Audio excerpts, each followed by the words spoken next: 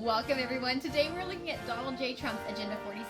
Please note that this is not Project 2025, as Donald Trump has said that Agenda 47 is the policies he wants to put into place if re-elected as President of the United States. So let's look at the first one today. This one was published on December 15th, 2022, and it is called the Free Speech Policy Initiative. In this policy, Donald Trump says, quote, "If we don't have free speech, then we just don't have a free country." The goal of this policy is to get rid of the censorship that social media and media have placed upon individuals. The first step he's going to take is he is going to defund any organization that uses the words misinformation or disinformation. They are not going to get federal funding in order to support their business.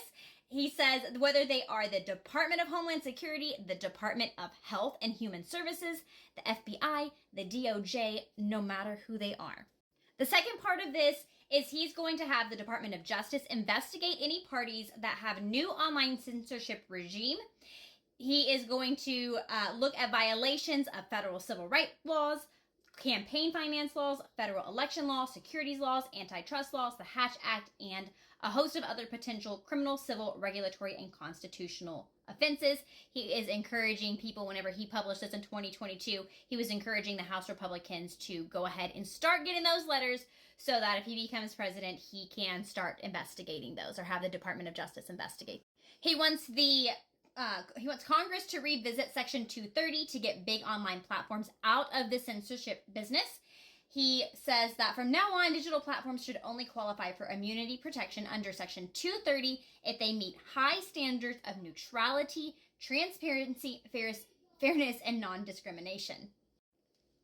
In summation, he does not want them to arbitrarily restrict lawful speech. Now, the fourth point is fairly lengthy. He wants to make sure that the censorship industry that has arisen under the false guise of tackling so-called mis- or disinformation, he wants the federal government to immediately stop funding all nonprofits and academic programs that support this authoritarian project. And then going down a little bit, there's a lot of it. I highly encourage you guys to go read this.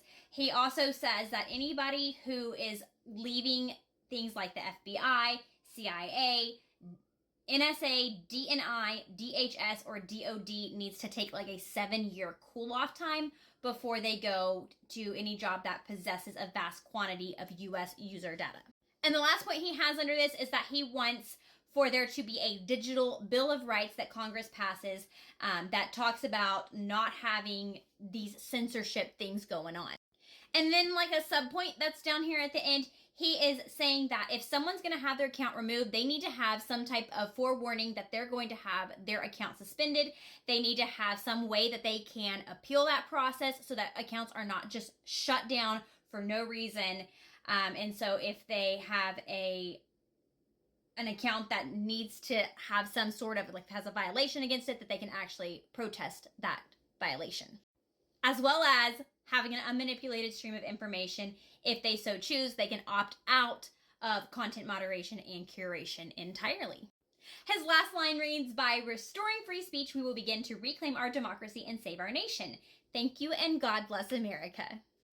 What do you think of the Free Speech Policy Initiative? Do you agree with it? Do you disagree with it? I'd love to hear your thoughts below.